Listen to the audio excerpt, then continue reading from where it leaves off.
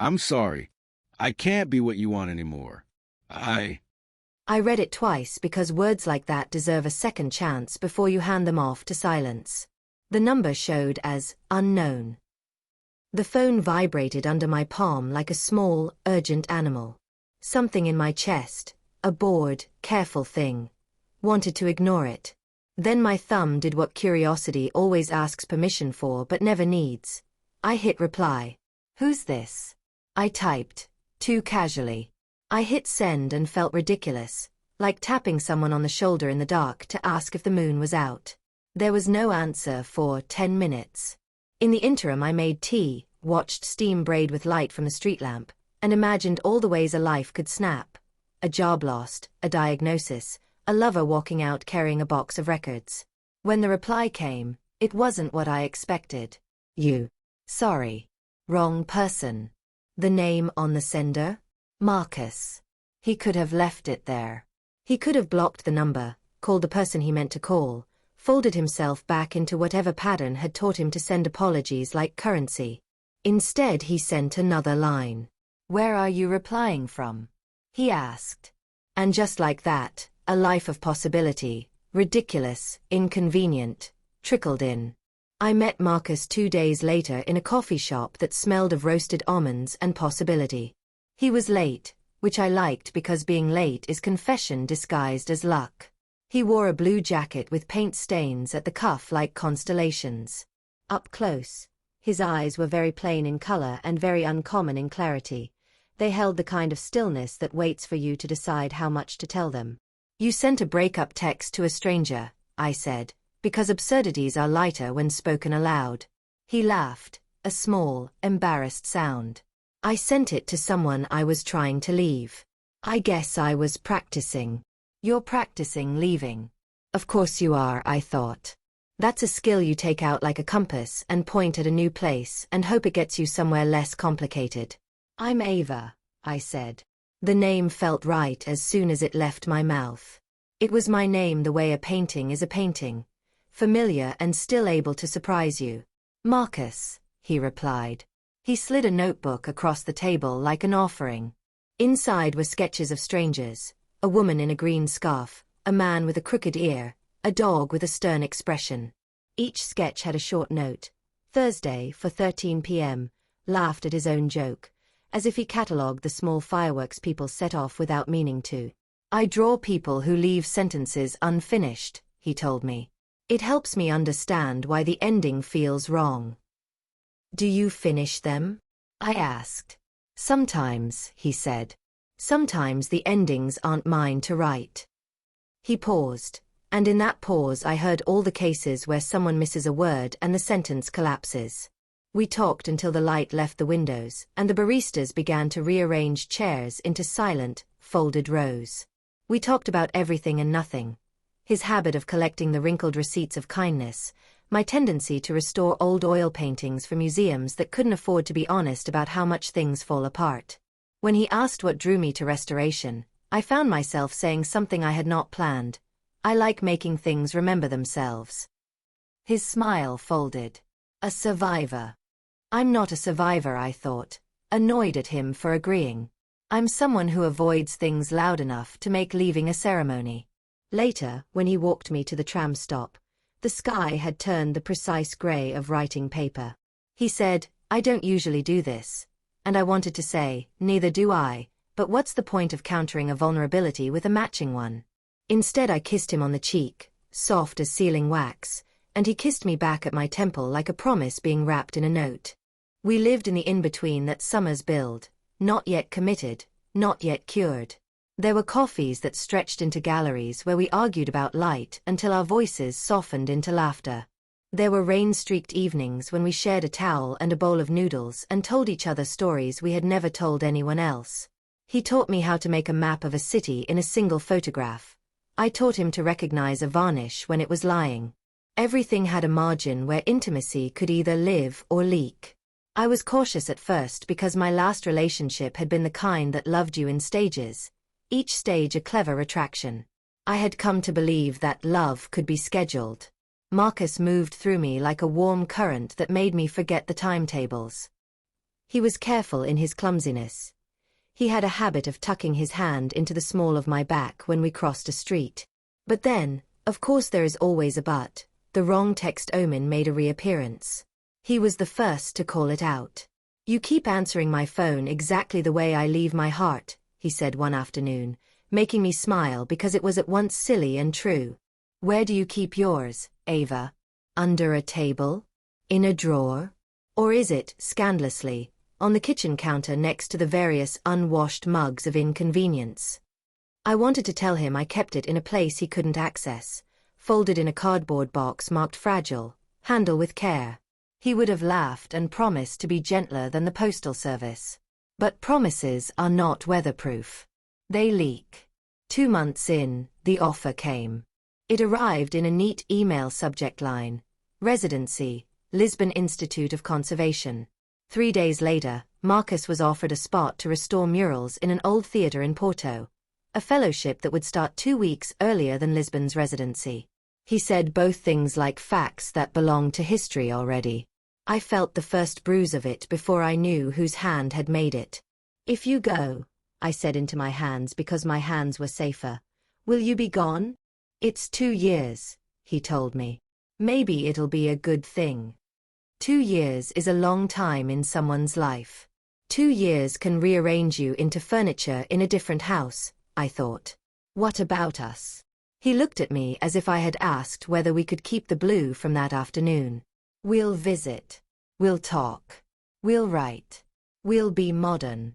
Modern is a word people use when they want to make absence sound like an upgrade, I said, because I had been practicing irony for self-preservation. He reached across the table and took my hand. "Ava, I don't want off-ramps. I don't want modern. I don't want to split us into neat paragraphs with headers and footers. I want the messy part where you break my plans and I break yours." "But this is breaking us into halves that will be measured by different clocks," I countered. "How do you reconcile time zones with tenderness?" Marcus smiled the way people smile when they choose a gamble. "We could be terrible at it and learn. Or we could avoid it and never know." In that exchange there were 2 confessions. His, that he would go; mine, that I feared being left with a part of me that would never get back on the map. We tried to be both reckless and rational. The last month before he left, we collected things from domestic life like trophies. Letters folded like paper boats, a plant that somehow survived, a chipped mug with our fingerprints baked into the glaze. We filled spare hours with meticulous affection. In the mornings he would leave small drawings on the fridge with magnets shaped like stars. At night he would narrate the murals he would restore as if they were characters in a book, and I would listen and memorize the way his voice softened at the edges. When the day came, the airport felt larger than it deserved. We stood with our suitcases and a silence stuffed with clauses. Marcus handed me a small envelope the size of a postage stamp. "For emergencies," he said. "Or really good coffee. Or if you need to know I stayed." Inside was a single photograph. A corner of our favorite cafe, captured the day we first spoke, sun like a coin. On the back, he had written 3 words: "Bring me back stories." "Promise me," he said. I promised because promises are sometimes practical and sometimes poison. "Promise." He kissed me like a benediction, slow and careful, and then he went. The first few months without him were loud with absence. I woke up expecting the soft indentation of his hand, and instead there was only the cool, honest imprint of my own sheets. He sent daily messages, photos of scaffolding, a video of a cat that wandered into the theater, a voice note describing the smell of old paint. I answered with progress photos of restorations and watercolors of the city roofs. The gap was a language we attempted to learn, and there were days when we managed to keep the grammar straight. But distance is not only kilometers. It is small permissions you grant to life in your absence. He began to speak of new friendships. I began to restore paintings with a tenderness that bordered on worship, perhaps because work kept my hands from the ache of waiting. In late autumn he visited me for a weekend, and for one shimmering day we were the people we had been before lists and contracts. On the last night, I found a message that didn't belong in the cheerful stream of updates. It was a photograph of a woman, laughing with a hand thrown back, Hair like a halo. Marcus's caption. Found someone who loves light like I do. There was nothing else. My first thought, automatic, immediate, was to be small. Congratulations, I typed, and then I deleted it. Then another part of me, the one that had trained itself to be honest like a sharpened knife, wanted to ask whether he loved me in the same way. But honesty is a currency your hands can never count without risking tears, and I wasn't ready to make change. That night I slept badly. I dreamed of varnish cracking like ice. I woke to a message. Are you okay? It was Marcus. He had noticed my silence. I typed, we need to talk. We arranged for an hour the following night. When he called, his voice was thinner than the grain of anything that had ever been pleasant. Tell me the thing that keeps you quiet, he said. I saw a photo, I started. And it made me small in a way I don't like to be. I didn't mean, he began. You don't mean a lot of things, I said, the phrase a small cruel thing because I'd kept it for myself and it hurt. Are you with someone? There was a pause, long enough that I began to list the reasons I would forgive him. It is an ugly human talent to rehearse mercy in the eye of a bruise. No, he said finally. She was a friend. We talked about art. I didn't mean for it to look like anything else. How do I know? The words were short as flint. I wanted him to prove it not out of suspicion but out of a need for anchoring. I want to come home, Marcus said. I realized that leaving made me greedy in ways I didn't expect. I thought distance would teach me the shape of us. It taught me I can't make a mural of what I have with you without ruining the colors. It was the kind of speech that sounded rehearsed because it had been rehearsed. In hotel rooms, in the quiet corridors of thinking things out. But it was also true. I could hear the truth like a bell. We were left with two choices. To cancel the trip he had worked toward or to allow the trip and accept that love's geometry doesn't always obey our maps. He decided to go, but to return in 3 months. He proposed we write letters, long, honest ones, and that we do one thing differently.